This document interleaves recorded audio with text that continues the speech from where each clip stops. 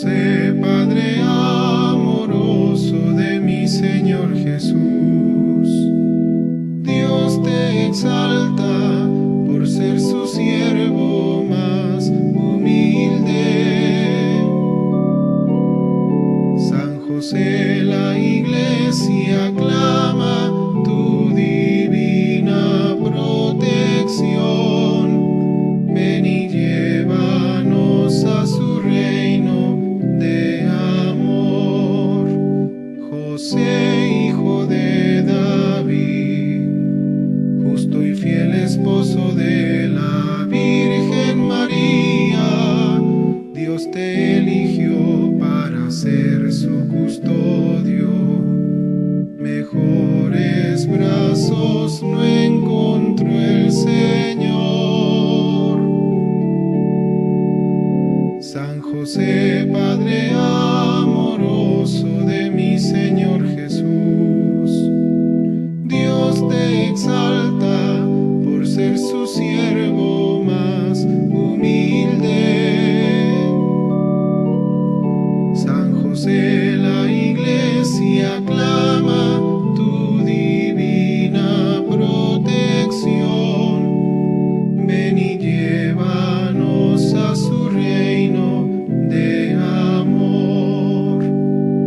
Tu ejemplo fuerte de un gran amor a Dios, paciente y noble, prudente y casto Señor, Dios en ti virtudes derrochó.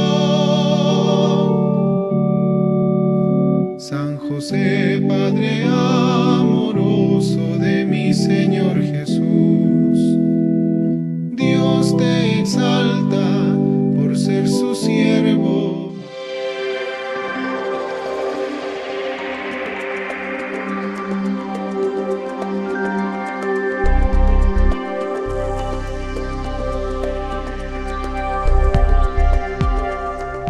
Muchísimas gracias, señor nuncio apostólico, señores obispos, hermanos sacerdotes, diáconos, seminaristas, religiosos, religiosas, hermanos todos. Es una dicha grande tener la oportunidad de dirigirme a un auditorio tan maravilloso, ser también partícipe de la sabiduría de tan magistrales ponencias que me precedieron, y he venido con toda la humildad y la sencillez a compartir con ustedes información, porque un simposio es precisamente para ello, para compartir información. Próximamente en la otra actividad serán ustedes los que también enriquecerán con sus aportaciones más información. El padre Jaime, mi tocayo, culminaba su ponencia presentándonos un poco lo que nuestros hermanos de las iglesias históricas decían sobre la actitud de la Iglesia Católica en relación al ecumenismo. Él terminó así, yo comienzo de la misma manera. Sepan que la ponencia mía es desde la perspectiva teológico-pastoral, de manera que quizá no va a ser un poco más dinámica, así que no se preocupen por la hora ni por el calor. ¿Por qué? Porque me toca a mí meter el dedo en la llaga. Me toca a mí mover las aguas, ¿verdad? Y ver qué es lo que realmente pasa, qué hemos hecho, qué no hemos hecho y qué podemos hacer. Preparando un poco la ponencia, leía también, así como lo hizo el padre Jaime, doctor, a los hermanos. Queremos oír las opiniones, qué es lo que dicen de nosotros. Y me encontré con una página, un blog, de un pastor bautista que fue partícipe en Aparecida, fue invitado. Él representaba a la Unión Bautista Latinoamericana y también fue invitado como funcionario de Visión Mundial Internacional. Yo quiero que escuchemos las palabras, la opinión de este pastor bautista sobre lo que él considera la Iglesia Católica realiza en estos momentos. Esta opinión surgió una vez hecha la publicación del documento de Aparecida. Es decir, el pastor estaba bien informado. Él tiene por nombre Harold Segura, seguramente los obispos que participaron en la conferencia del Episcopado Latinoamericano en Aparecida tuvieron la oportunidad de verlo o de conocerlo. Dice Harold Segura: en muchos encuentros ecuménicos se han señalado varios puntos de acuerdo teológico. También las infaltables divergencias doctrinales. Se ha afirmado la necesidad de respeto, de la comunión fraterna y del testimonio común.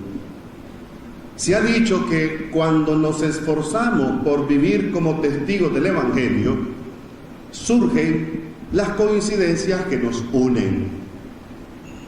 Pero, a pesar de las declaraciones, y pongamos negría y subrayado, poco o nada ha pasado en el campo de los compromisos prácticos. Y continúa: razones tengo para pensar que la Iglesia Católica en materia ecuménica es políticamente correcta, pero pastoralmente incierta. Una cosa son las encíclicas, las exhortaciones apostólicas y las cartas pastorales, y otra diferente, los planes pastorales que se suscriben en las conferencias episcopales de cada país. No dudo de la importancia que tienen las declaraciones oficiales, pero dudo de la voluntad cristiana para romper las desconfianzas que son mutuas y caminar juntos tras la misión. Entre prevenciones eclesiales, pulcritudes doctrinales y recelos históricos, nuestro ecumenismo en América Latina y el Caribe transcurre sin mucho que mostrar. Sobran las conceptualizaciones y falta el testimonio. Falta el compromiso ecuménico para la misión. Lo que falta es lo que ha faltado siempre: actitud ecuménica para arriesgarnos a servir juntos y dar testimonio del Jesús al que seguimos. Lo escrito está. Y en Aparecida bien escrito está. Y cita al cardenal Ives Congar: no hay que hacer más que una cosa: ser fieles, trabajar con todas las fuerzas dentro de la fuerza misma de su gracia. Él sabe ya el resultado. Y termina diciendo: eso es lo que hace falta, trabajar con todas las fuerzas. ¿Lo haremos? Esta reflexión, mis queridos hermanos, me ha hecho reflexionar, me ha hecho pensar en el gran camino que aún nos queda por recorrer, en las iniciativas pastorales en el campo ecuménico, en el compromiso, la buena voluntad de todos los que realizamos la misión de Jesucristo.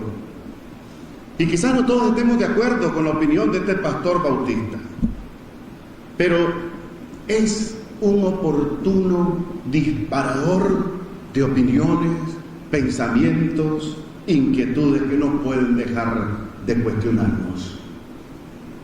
Son palabras que expresan una opinión que nos hace pensar sobre lo que hemos hecho y no hemos hecho y lo que debemos hacer como iglesia nicaragüense. No podemos negar que algunas veces hemos tenido concepciones equivocadas de ecumenismo, como por ejemplo el desánimo en la búsqueda de la unidad, el pesimismo que ve todo el futuro oscuro, o quizá hemos visto el ecumenismo hasta como la destrucción de la Iglesia de Cristo, o un caso extremo, o una herejía del Concilio Vaticano II. Tampoco podemos aceptar, es cierto, algunos movimientos de quienes buscan conformar una superiglesia, fruto de la mancomunación de todas las confesiones cristianas. Semejante concepción del ecumenismo sería una amenaza contra la identidad de la Iglesia. Sería desvirtuar el ecumenismo que procede, como lo hemos escuchado en las intervenciones anteriores, con caridad, pero con verdad. El ecumenismo no es un acto político para que la Iglesia conserve su poder o para ser un poder político universal. El ecumenismo no es una operación de política eclesiástica. El ecumenismo es un acto esencialmente sobrenatural. Es la búsqueda de la unidad visible de los cristianos.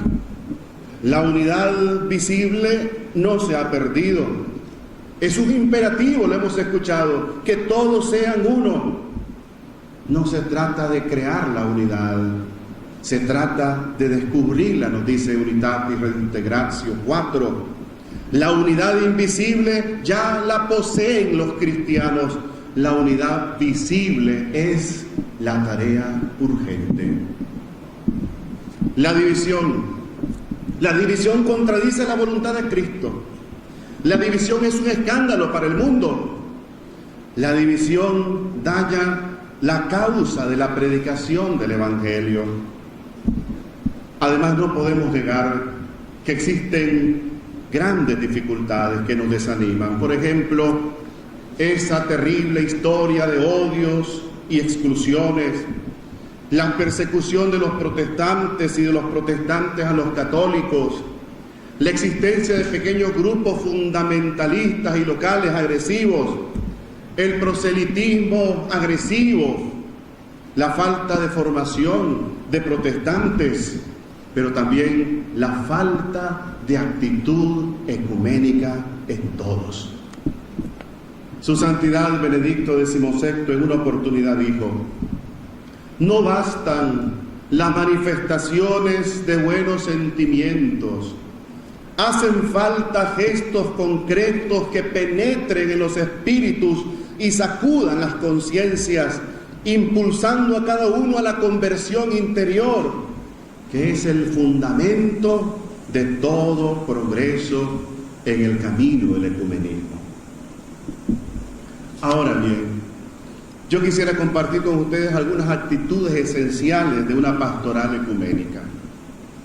No quiero agotar todo en estas cuantas actitudes, pero por lo menos que nos sirvan como inquietud, que nos anime, que nos entusiasme a llevar adelante esta labor. Una de las primeras actitudes esenciales que debemos promover nosotros en la pastoral ecuménica es la originalidad. ¿Qué quiero decir con originalidad? El ecumenismo es un proyecto que hay que pensar y repensar. La pastoral no se improvisa, la pastoral se piensa.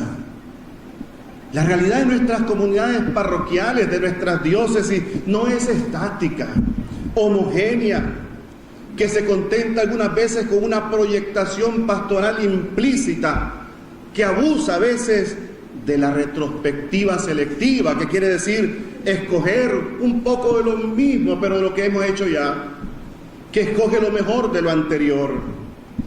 La realidad de nuestras comunidades parroquiales es una realidad dinámica, es una realidad heterogénea. Todo cambia y a cada momento, y esto requiere una proyectación pastoral explícita. Es lo que el beato Juan Pablo II llamó, y su santidad el Papa Francisco ha retomado en sus homilías y mensajes, conversión pastoral. Un catolicismo doctrinal y pastoralmente aguado, sin ideas nuevas iluminadas por el Espíritu Santo, no sirve a la unidad. Realmente no sirve para nada. más que para generar confusión y ruptura.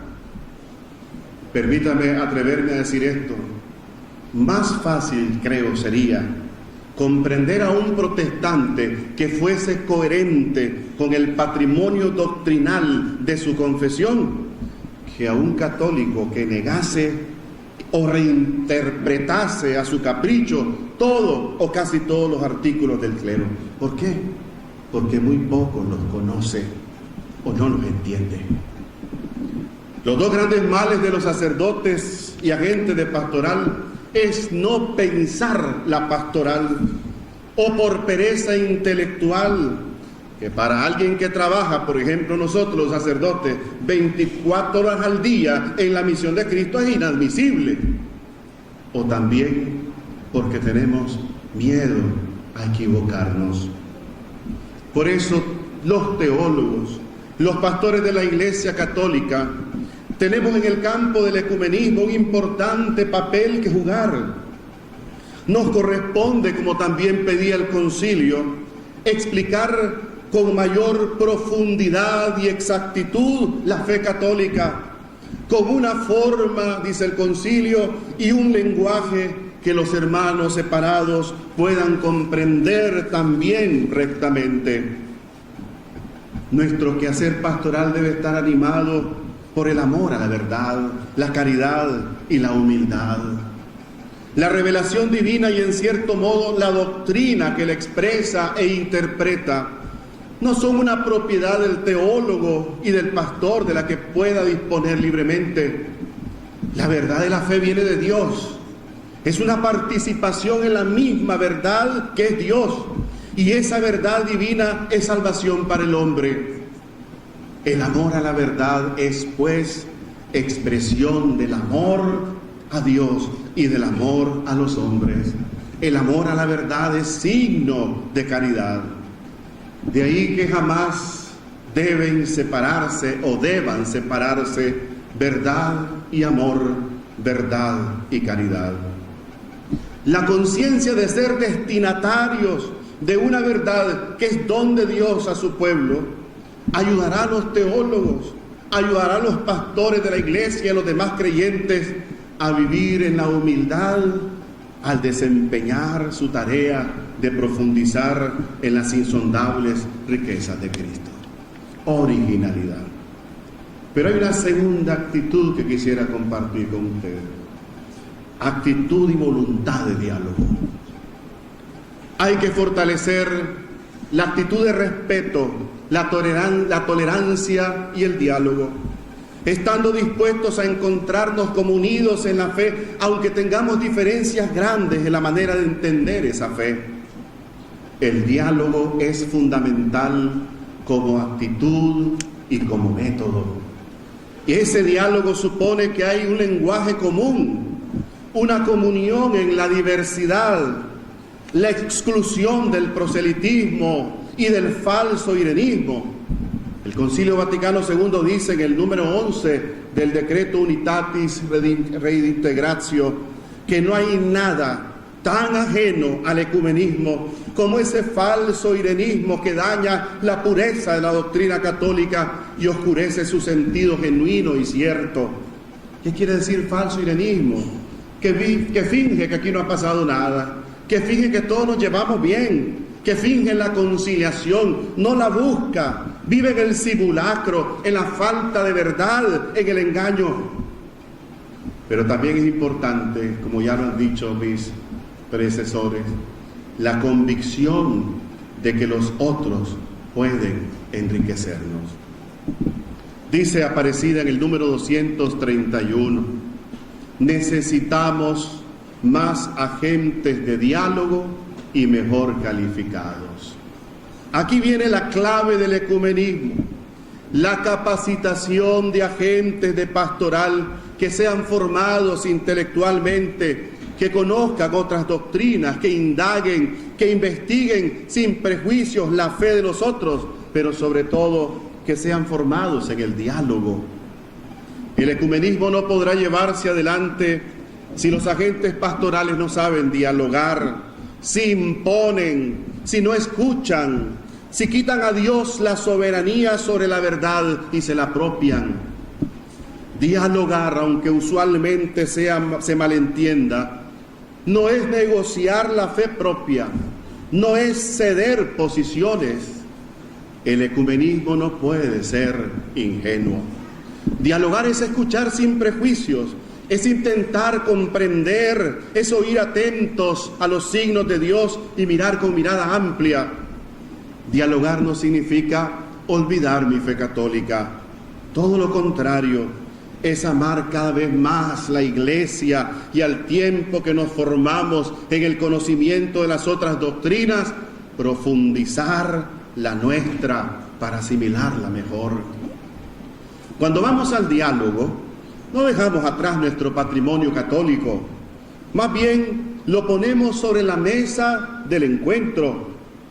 Una parroquia que no dialoga se encierra tanto en sí misma que ya no habla para terminar callando, y una parroquia callada no evangeliza. Quienes participan en el diálogo ecuménico, es importante hacer esta aclaración como la hizo mi antecesor, el padre Jaime. Es importante aclarar que el diálogo ecuménico se realiza entre cristianos. No entran aquí las sectas de tipo destructivo o fundamentalista. Si queremos hacer un elenco de los diálogos ecuménicos de la Iglesia Católica, más en concreto del Pontificio Consejo para la Unidad de los Cristianos, es este: la Iglesia de tradición ortodoxa, con los luteranos asociados a la Federación Luterana Mundial, con los anglicanos federados en la Comunión Anglicana, con los reformados calvinistas federados en la Alianza Mundial de las Iglesias Reformadas, con los bautistas federados en la Alianza Bautismal Mundial, con los metodistas federados en el Consejo Metodista Mundial. Y a esta relación cabe añadir el diálogo oficial del Pontificio Consejo con representantes de algunas iglesias pentecostales clásicas, con los discípulos de Cristo, Iglesia Cristiana, y con los menonitas federados en la Conferencia Menonita Mundial. El diálogo con el Consejo Ecuménico de las Iglesias tiene una entidad propia, pero es distinto de los citados por la índole peculiar de ese organismo con sede en Ginebra. Las iglesias que no pueden participar actualmente son las sectas cristianas y las sectas religiosas no cristianas. ¿Por qué? Por el rechazo mismo que hacen del diálogo, por tener doctrinas no cristianas. Las comunidades o congregaciones laicales o las comunidades, locales, congregacionistas, que no les interese el ecumenismo, o las comunidades fundamentalistas que ven en el ecumenismo una negación del cristianismo, como la Confraternidad Evangélica Latinoamericana, que no quiere ningún contacto con la Iglesia Católica, así como las comunidades fundamentalistas y o cismáticas de la Iglesia Católica y de algunas confesiones protestantes. La unidad es el gran sueño de Cristo, la unidad de los cristianos. Por lo tanto, el deseo de esa unión debe penetrar la fe de la Iglesia, debe reflejarse en la actitud concreta de fe de todo cristiano católico e influir en su actuar. A pesar de todo, como ya se ha dicho, es más lo que nos une que lo que nos divide. Tercera actitud fundamental: del ecumenismo espiritual a la espiritualidad ecuménica. Y me explico. Dice Unitatis Redintegratio en el capítulo 8, la plegaria es el alma del ecumenismo, pero en la oración se vive el ecumenismo como si ya se hubiese logrado la unidad, aunque en la vida diaria todavía falte mucho por lograrla. Es desde un proceso de conversión permanente que se puede lograr la unidad. Esta unidad no es unificar a todos dentro de una confesión dada, es más bien una invitación a ser mejores cristianos, una invitación a volver a los orígenes de la fe, para que, salvando la propia identidad, hagamos brotar las ramas llenas de vida de frutos de las distintas iglesias y demos un testimonio común ante el mundo. Uno de los mejores frutos, ya lo decía el Padre Jaime, de la oración es precisamente el hecho de que juntos participamos en el octavario. Primero fue un octavario, luego una semana de oración por la unidad de los cristianos. Pero todo aquel que ora también se ve empujado a un compromiso más global que el de la sola oración. El ecumenismo espiritual, en cuanto a actividad específica que busca la unidad, está llamado también a trascender, porque la espiritualidad entera, es decir, la vida de fe, esperanza y amor en el Espíritu de Cristo, debe adquirir una dimensión ecuménica. Por eso es que ahora se puede hablar de espiritualidad ecuménica. Y el primer paso para hacia una espiritualidad ecuménica consiste en aceptar la pluralidad de las espiritualidades, en conocerlas, apreciarlas, asimilarlas en la medida de lo posible. La espiritualidad ecuménica hacia la que se sienten impulsadas las iglesias no es una reducción al mínimo común denominador cristiano, porque con eso se perderían las características singulares de las diversas confesiones. Es el Concilio Vaticano II el que nos invita precisamente a tener en la mayor consideración las espiritualidades de las otras confesiones. El diálogo es también un momento de espiritualidad cristiana. La primera característica del diálogo es su carácter interpersonal. Es un encuentro entre personas. Se funda en el reconocimiento del valor y de la dignidad del otro en cuanto persona. Para comprender al otro es necesario un ánimo bien dispuesto, una actitud de simpatía y de disponibilidad. El que no renuncia a una actitud de poder y de autoafirmación jamás llegará a establecer un verdadero encuentro. Y no hay que trivializar esta experiencia o exigencia del diálogo pensando que se trata en el fondo solo de un poco de buena voluntad por una y otra parte. A esta disposición espiritual se llega solamente mediante la ofrenda de uno mismo al Espíritu de Dios, el único que puede cambiar de signo la tendencia natural del hombre a referirlo todo a sí mismo. El primer fruto de esta renovación espiritual de conversión es la renuncia a la apologética prepotente. La apologética prepotente que encubre las culpas, que encubre los errores de la propia iglesia, pero los pone de manifiesto en las otras. Forma parte de la espiritualidad ecuménica el reconocimiento de las propias culpas. El diálogo ecuménico constituye la mejor escuela de conversión. El diálogo ecuménico se orienta hacia el futuro abierto, demoliendo prejuicios y clichés. Permite adquirir mejores informaciones sobre el otro, sobre su fe, sus tradiciones, sobre sus riquezas de vida cristiana. Si los cristianos se comprometen mediante la conversión, la oración común y el diálogo a hacer más verdadera y más visible la santidad de la Iglesia, no es por su propio confort espiritual ni para sentirse mejor juntos.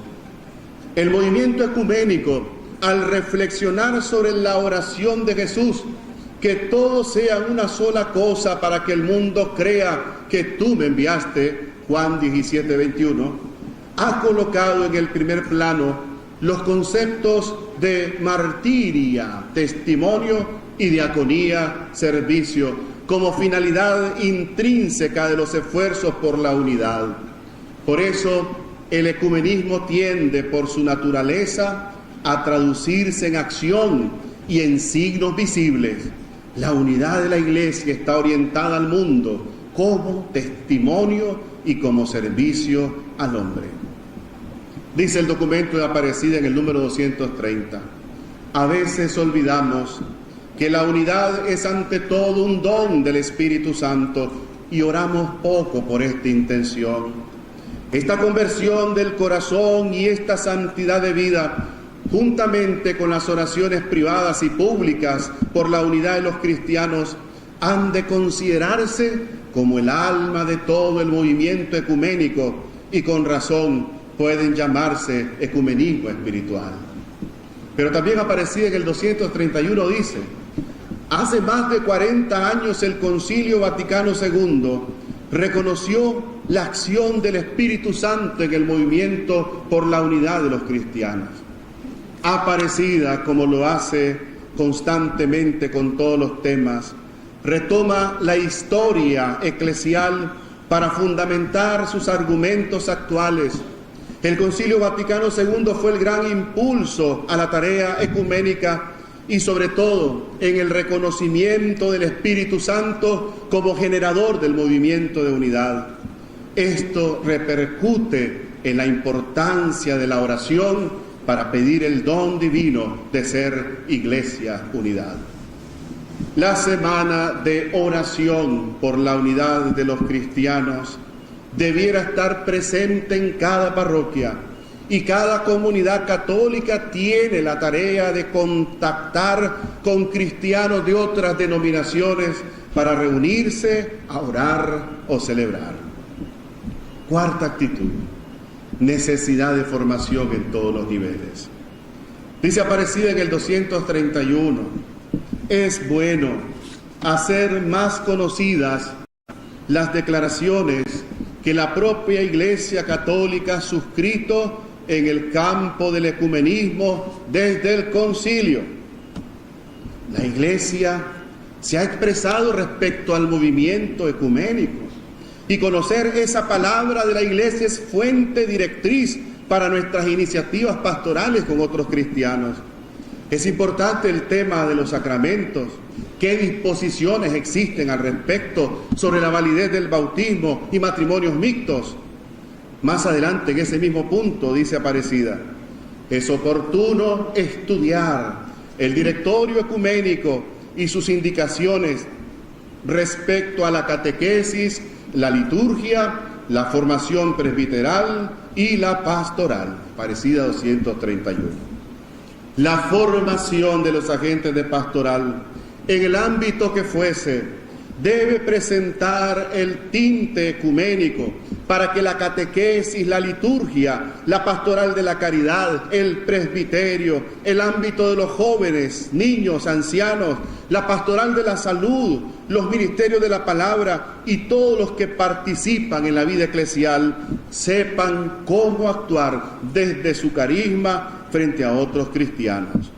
Esto producirá también estímulos a las actividades conjuntas. Quinta actitud, amor a la verdad, apologética.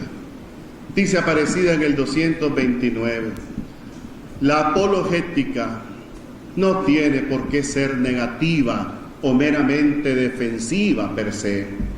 Implica más bien la capacidad de decir lo que está en nuestras mentes y corazones de forma clara y convincente, como dice San Pablo, haciendo la verdad en la caridad, Efesios 4:15, y continúa, los discípulos y misioneros de Cristo de hoy necesitan más que nunca una apologética renovada para que todos puedan tener vida en él. Pero hay además un ámbito especial donde se puede realizar un diálogo ecuménico de la vida, así lo dice Aparecida en el número 231. La movilidad humana, característica del mundo de hoy, puede ser ocasión propicia del diálogo ecuménico de la vida, sobre todo en las grandes ciudades, donde la masa estable está cada vez más llena de grupos humanos en movilización, tanto interna como externa. El ecumenismo asume un desafío. Estos grupos migrantes que rápidamente se instalan y rápidamente se van, acarrean una fe propia y una manera propia de vivirla, a la que difícilmente se da respuesta desde las pastorales ya establecidas, eliminando el diálogo de la ecuación. Así, las gentes pasan y llevan una fe desprendida de la unidad buscada, pues nadie se les ha acercado para invitarlos a esa unidad. Será tarea conjunta de la pastoral migrante y del movimiento ecuménico salir misioneramente a la búsqueda de estos grupos nómadas para escucharlos, para invitarlos a la unidad, para que aporten desde su realidad móvil la característica peregrinante de la Iglesia. Termino queriendo ordenar algunas ideas como una propuesta pastoral. Recuerden, para la pastoral ecuménica no existen recetas como para ninguna otra pastoral. Se tiene que pensar. No existen enlatados que como soluciones a los problemas pastorales, ¿verdad?, en los distintos ámbitos de nuestra vida parroquial. No intento agotar todas las acciones posibles, pero sí, a manera de información, ayudarlos a enriquecer o únicamente despertar nuestros propios proyectos pastorales. Yo coloco dentro de estas propuestas pastorales, en primer lugar, la formación para el ecumenismo, y en varios niveles. Primero, formación de los fieles. ¿Qué medios podemos utilizar? Bueno, la Biblia, la palabra de Dios, la vida espiritual, la predicación, la catequesis, la liturgia, ya lo hemos escuchado. La caridad por encima de todas las cosas. Un escritor, un sacerdote que fue profesor mío de Pastoral de la Caridad en Roma, Monseñor Pasini, escribió un libro que lo tituló La caridad, el quinto evangelio. Dice mucho, ¿verdad? Hay que interpretarlo, leerlo. ¿Qué propongo con esto? Que a través de ósmosis, que pase a través de todos los ámbitos de la pastoral, tratemos de enseñar a nuestros fieles a hablar un mismo lenguaje en materia ecuménica. Propongo también para la formación de los fieles cursos de ecumenismo. ¿A quiénes? ¿Dónde? Pues en la familia, en la escuela, los grupos, la parroquia, etc. ¿Y con qué fin? Con el fin de formar actitudes ecuménicas de diálogo, de respeto, de colaboración y de amistad. Pero también, en segundo lugar, dentro de la formación para el ecumenismo, pienso en los que se preparan y los que trabajan en el ministerio pastoral. Es importante incluir en el pensum de estudios de nuestro seminario una asignatura que trate el tema ecuménico. Es importante leer el directorio para la aplicación de los principios y normas sobre el ecumenismo. Es cierto, es de 1993, pero todavía tiene vigencia. Es importante leer el documento de Aparecida, sobre todo de los números 227 al 234. Lo debemos conocer todos, sacerdotes, seminaristas. Es importante tener muy clara la doctrina del magisterio del episcopado nicaragüense sobre el tema. Es importante cultivar la dimensión ecuménica en la formación de quienes trabajan en el ministerio pastoral y formar en el amor a la verdad una apologética según el espíritu de la Iglesia Católica. Un tercer nivel de formación para el ecumenismo, yo considero importantísima la formación especializada. Formación de los agentes de la pastoral ecuménica, si existen en nuestras parroquias, en nuestra diócesis, pero también formación de sacerdotes en estudios de licenciatura sobre el tema. Un cuarto nivel, la formación permanente. Esta formación permanente que incluye simposios como este sobre el diálogo ecuménico, talleres, encuentros, debates, etc. Un segundo aspecto general o propuesta de pastoral ecuménica son las prácticas formativas.